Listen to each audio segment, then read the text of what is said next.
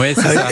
C'est autre chose. Exactement. Mais alors, je crois que vous êtes vraiment le cordon bleu du couple, hein, Benabar. C'est vous qui cuisinez à la maison. Oui, je cuisine. Ouais. Cordon bleu, non, vraiment pas. Mais je cuisine. J'adore ça. Je cuisine beaucoup. Vous cuisinez et elle bricole, c'est ça? Oui, alors ça c'est oui, on s'est réparti les tâches comme ça naturellement. Moi, je suis incapable de planter un clou enfin Stéphanie elle cuisine un peu, mais par contre c'est elle qui bricole. Et alors en face de vous, vous avez donc Olivier Pouls, que vous connaissez bien, le troubadour des fourneaux. Et il nous régale de sa présence, mais surtout de ce qu'il apporte chaque semaine. Oui, évidemment. Alors Benabar, on l'a dit, j'ai le plaisir de vous connaître un peu. On a déjà croisé la fourchette ensemble, comme on dit. Je peux donc témoigner que vous faites partie de cette catégorie bien particulière de l'espèce humaine que j'adore, que l'on nomme les chanteurs-mangeurs. Oui, c'est vrai, tout à fait vrai. Voilà. Presque dans l'inverse d'ailleurs. Presque mangeurs-chanteurs. Amis de nombreux chefs, un palais, gourmand patenté. Alors vous êtes le compagnon de table rêvée. Et j'ai donc une petite surprise ce matin pour ne rien vous cacher. Je voulais faire venir une amie commune que nous avons, qui n'a pas pu se déplacer, mais qui nous a quand même envoyé un petit message. Est-ce que vous allez la reconnaître? Salut Bruno, quel plaisir de te retrouver en pleine forme et d'entendre le son de ta voix.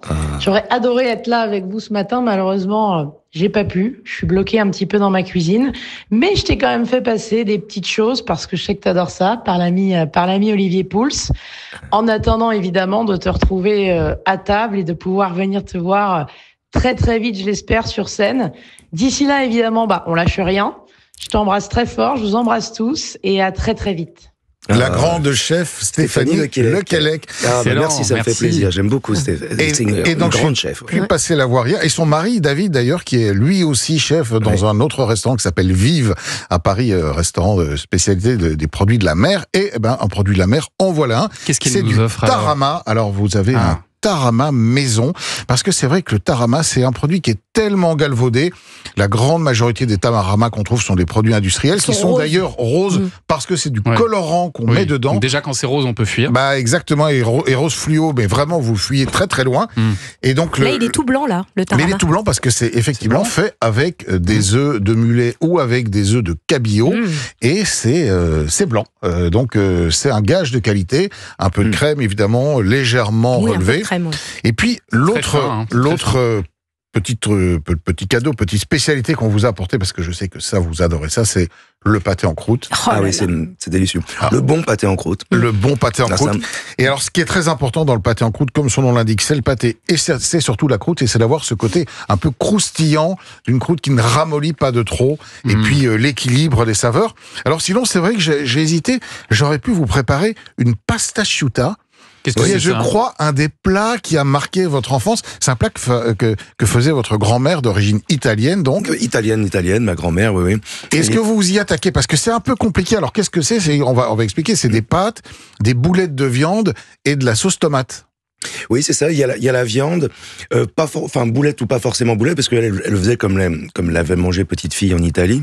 Et tous les mercredis, avec mes cousins et mes frères, on allait manger la pasta asciutta. Et ce qui est amusant, c'est que c'est un plat italien, mais aussi corse. Et comme vous avez les doubles origines, vous auriez pu avoir la version corse dans laquelle on rajoute du fromage de brebis, figurez-vous.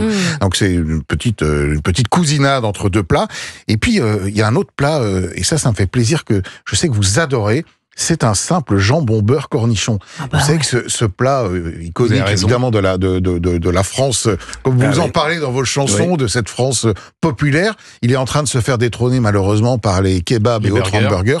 Mais Dieu sait si un bon jambon beurre avec un beurre de ferme au lait cru, légèrement salé, un vrai bon jambon, là aussi pas rose, attention, mais un peu blanc parce qu'on n'a pas mis de sel nitrité dedans, et puis la baguette qui va bien, la baguette qui c'est le paradis total. Il faut lutter un peu de chauvinisme par rapport au burger. Bien sûr, résistons. Résistons contre le burger. Écrire une chanson, jambon beurre. Jambon beurre, oui, pourquoi pas.